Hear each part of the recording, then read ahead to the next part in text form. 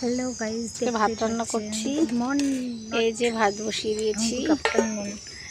রান্না করছি নতুন উনানে ভাত।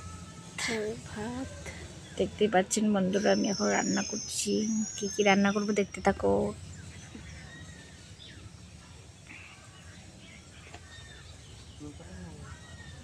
যে কলার খোসাটা সেদ্ধ করে নিচ্ছি।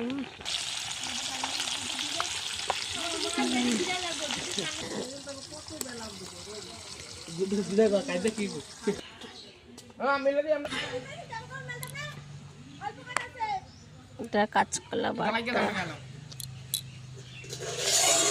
মাছের ঝোল।